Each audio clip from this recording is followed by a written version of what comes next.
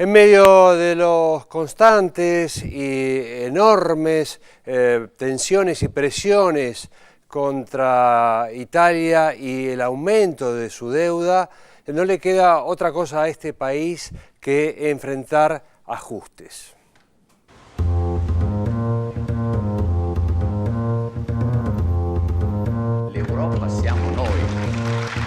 Acosada por la presión de los mercados financieros y el crecimiento de su deuda soberana, Italia optó por seguir el mismo camino de Irlanda, Portugal, Grecia y España, abriendo las puertas a un posible rescate de la Unión Europea.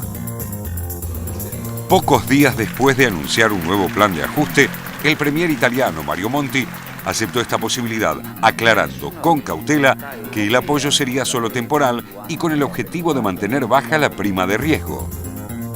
A fines de junio y tras una dura pulseada con la canciller alemana Angela Merkel, los líderes de la Unión Europea, con Mariano Rajoy y Mario Monti a la cabeza, aceptaron que los fondos de rescate del Mecanismo Europeo de Estabilidad puedan comprar títulos de deuda de los países azotados por la recesión y el déficit. Un mecanismo que ahora es rechazado por Holanda y Finlandia. Monti, un economista tecnócrata designado como primer ministro en noviembre pasado en reemplazo de Silvio Berlusconi, aseguró que si bien la necesidad de recurrir a los fondos de rescate europeos no es inmediata, si eso ocurriera su gobierno, a diferencia de los de Grecia, España e Irlanda, no permitiría ningún tipo de supervisión externa. Sin embargo, con una deuda pública de más de 2 billones de euros, que representa el 120% del Producto Bruto italiano, la más alta de Europa, Monti se ve obligado a hacer bien los deberes frente a sus socios, siguiendo las recetas de ajuste impulsadas por Alemania y los organismos financieros europeos e internacionales.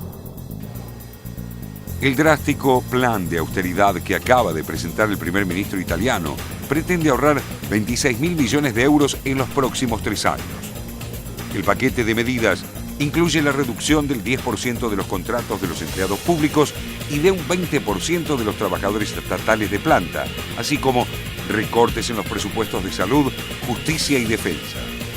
El ajuste postergará para el año entrante el aumento del IVA propuesto para octubre de este año y garantizará recursos para las zonas afectadas por los terremotos ocurridos en mayo pasado en la región de Emilia-Romagna.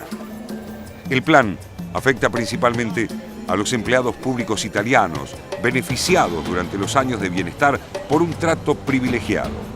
Para poner en marcha la reducción de personal, los ministerios y entes públicos tendrán 2 armas: jubilación anticipada o movilidad obligatoria, incluyendo a los 2 años la posibilidad del despido, una instancia reservada históricamente a los trabajadores privados.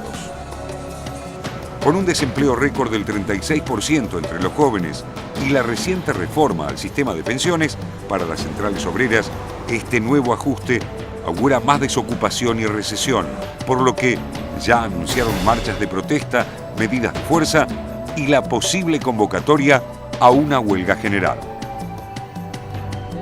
Si bien el Fondo Monetario Internacional elogia al gobierno de Monti por su ambiciosa agenda de reformas, advierte que en Italia siguen existiendo riesgos de que las previsiones se deterioren ante la difícil situación financiera y económica.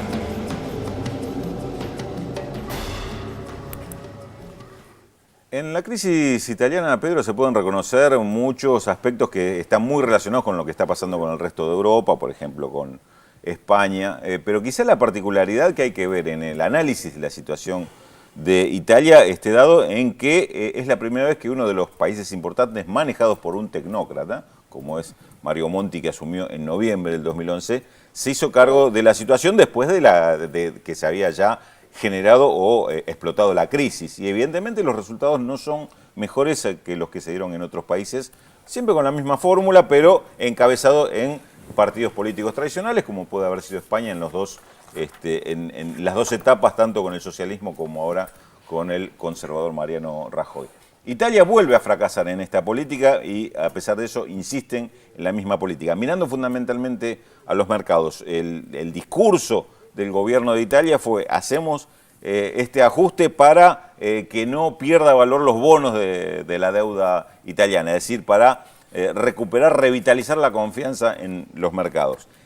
el pronóstico obviamente es más que reservado, ¿no? Y está bueno lo que decís de Monti, porque estaba chequeando su perfil, y la verdad que es el perfil del hombre salvador, por lo menos así apareció en Italia. Fíjate, el tipo es egresado de Yale, fue discípulo del Nobel James Tobin, trabajó en Goldman Sachs, fue comisario también económico en la Unión Europea. Es decir, tenía todas las credenciales para supuestamente salvar a Italia. Y sin embargo, como vos decís, Pedro, Rulo, se muestra el fracaso, ¿no? Y te agrego uno más, no fue elegido.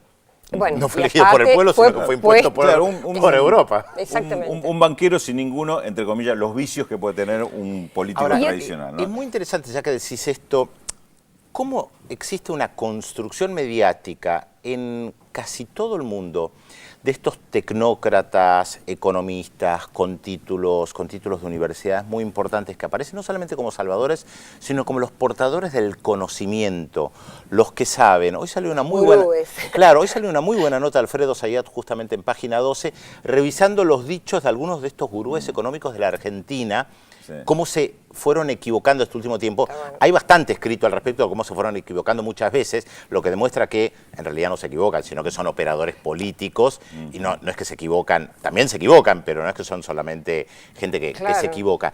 Y Monti entra dentro de esta categoría y sin embargo los presentan efectivamente como los que saben, los presentan en España, los presentan en Grecia.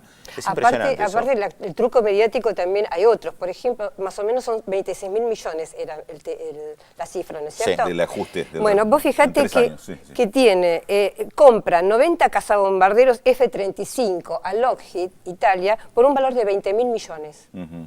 Ahí se podrían ahorrar 20.000 millones, sin embargo, eso no lo tocan. Tocan la salud. Sí, una situación muy parecida a la de Grecia también, ¿no? Claro, lo que dijo en su momento Cohn-Bendit en el Parlamento Europeo, interpelando a sus colegas del Parlamento, dice, ustedes son los hipócritas, están pidiendo un ajuste a los griegos y le siguen vendiendo armamento que no se toca. Sí, financiado por bancos alemanes. Digamos, esto es parte de, claro, es parte de la explicación, digamos, el gran recorte, el gran ajuste que se hizo en Grecia fue justamente sin tocar los gastos de defensa. Justamente porque eran fondos financiados que se iba a tocar, pero vos cuando empezás a ver qué se toca algo mínimo y en general, por lo que estuve leyendo, vinculado al personal, pero vos ves las compras de armas importantes, grosas, a grandes firmas, digamos, a una gran empresa norteamericana y eso no se tocó. Ahora, estos salvadores, tecnócratas, no importa cómo los denominemos ahora, son especialistas en recortar para los más débiles y proteger siempre a los más poderosos. Es lo que se está viendo en España ahora también. Sí. La Casa Real hizo un muy pequeño ajuste hace un tiempo del 2%. A la Iglesia no se la tocó. Se calcula, estaba leyendo en la prensa española, que reciben cerca de 10.000 millones de euros por 10.000 millones de euros creo que por año. Y no hay ningún tipo de retoque, no me acuerdo si eran 10.000 millones o 10 millones de euros, ahora la verdad me estoy confundido un poco con la cifra, creo que eran 10.000, no hay retoques al respecto, porque si el tema es el dinero, Raúl, si el tema es que necesitamos dinero, es verdad, necesitamos dinero, el tema es cómo se recauda, o sea, acá hay un debate político de dónde sacar dinero. Sí, indudablemente. Subir el IVA implica de 8 al 21% que sacamos de ahí. Sí, y el origen y el destino que se le da al dinero, ¿no? Porque también tenemos la experiencia de que dinero para salvataje de los bancos termina justificándose de cualquier manera, menos explicando cuál es el sentido que tienen este tipo de cosas y cuál es el sentido de esta política. En el caso de Italia yo veo un punto crítico o punto sensible dentro de este panorama que se da, es decir, repito, en paralelo a lo que ha pasado en otros países, pero yo creo que hay que mirar algunas particularidades de Italia para observar si esto no conduce a una crisis política de otro nivel, de otra magnitud. Porque Italia tiene una característica, yo creo que diferencial del resto de las economías en cuanto a que se ha construido sobre bases de una estructura económica que fue creciendo y fue generando desarrollo. La mediana industria italiana y el desarrollo regional en Italia ha sido una característica que, por ejemplo, España nunca tuvo. España creció en base al turismo y a los servicios financieros. Es decir, cuando estalló la crisis, lo que sucedió es que estallaron los sectores más sensibles, pero los sectores más especulativos. Es decir, no hay una estructura económica que se resienta, no hay una cultura del trabajo, por ejemplo, del trabajo manufacturero que se vea dañada. Por otra parte, en España después en algún momento vamos a analizar qué es lo que va a pasar con las empresas, las multinacionales españolas, si no son las primeras candidatas a ser rematadas. Lindo tema también para investigarlo. En el tema de Italia, me parece que esto es mucho más sensible, el tema de cuando empiece a provocar esta política un efecto recesivo, cómo van a reaccionar aquellas comunidades muy ligadas a la actividad manufacturera, a la actividad industrial, las distintas regiones industriales de Italia. En ese sentido, por ahora el ataque del ajuste ha sido, vamos sobre los empleados públicos, que son los únicos que han sido los privilegiados que han quedado al margen de los ajustes anteriores con las reformas laborales. Es decir, a empleados públicos se los preservó. Las anteriores reformas laborales, bueno, ahora vamos sobre ellos, entonces lo ponemos en un plano de igualdad. Esta ha sido la justificación. Ahora, cuando esto provoque recesión, me parece que se acabaron las justificaciones. Ahora una desventaja. Digo, repito, por la propia cultura que tiene en cuanto a cómo se fue construyendo esta etapa de desarrollo italiano, ¿no? No, estaba pensando que tal vez una desventaja con respecto a esto que vos justamente estás diciendo, qué puede pasar con la recesión, cuando aparezca la recesión de verdad, es que el año que viene hay elecciones legislativas, supuestamente Monti debería irse, supuestamente se debería elegir un primer ministro, digamos, un nuevo primer ministro, una nueva legislatura. Esto da como cierto aire, ¿viste? Como cierta esperanza para que... de campaña. De campaña, claro. Sí. Porque probablemente las ofertas electorales no vayan mucho más allá. No, ya está Berlusconi que dijo yo primero. Sí, pero tampoco... Vuelvo. Digamos, el menú que se le ofrece a los electores en estos países generalmente no difiere mucho de unos de otros. La experiencia... Salvo Grecia, con la experiencia de Syriza. Claro. Ahí hay una gran... Por eso el susto que había en la Unión Europea con las elecciones en Grecia. Tal vez pueda el susto aparecer que le en pegaron Italia, ¿no? a los electores griegos para que no se ubicaran. Ahora, comparando también con España, también hay otra cuestión importante. Rajoy asumió hace 6 meses. Y además está haciendo en muchos ámbitos, en muchos rubros, lo contrario de lo que había prometido, lo que dijo que no iba a hacer, como el tema de la subida del IVA. De hecho, muchos programas de televisión, muchos medios de comunicación en España se hicieron una panzada en estas últimas 72 horas, mostrando lo que Rajoy decía en su momento con Zapatero, lo que decía durante la campaña electoral y lo que dijo el miércoles ante el Congreso, donde dijeron, bueno, vamos a subir el IVA por aquí, el IVA por allá. Esto también hay que recordarlo. Y en las manifestaciones ayer, una de las consignas era Mariano, no pasas el verano. Sí, sí, sí. Y está bueno. Y también el descontento popular ha hecho que la gente saliera a la calle. Fíjate que las centrales obreras habían llamado para el 19. Para el 19. Sin embargo, ya ayer hubo, y hoy Sí. hay gente en la calle, en la Puerta del Sol, en Barcelona, digamos, como pasando por encima un poco a la dirigencia sindical diciendo, no, ya queremos soluciones, ¿no? Mira, yo entrevisté en la radio el jueves a un dirigente sindical de comisiones obreras en España y la verdad me asombró la tibieza de su discurso, como para comprender por qué salen por afuera de los sindicatos. Le preguntaba, bueno, ¿cuál es el plan de lucha? ¿Eran vaguedades más Si en allá un de los momento 19? cerraba el mes de septiembre, o sea, estamos en julio, imagínate hacer una huelga en el mes de septiembre cuando ya las papas se están quemando hoy, la Y verdad recordemos que los indignados surgieron en mayo del año pasado, cuando el ajuste lo hizo Zapatero. Y ahora esto está afectando además a las bases del Partido Popular, porque gran parte de la institución, de la gente que trabaja en el Estado español, votó por el Partido Popular, que les están diciendo el pago de la Navidad. Se lo están diciendo para el 2015. Pago Navidad este año para el 2015. O sea, Sí, impacta.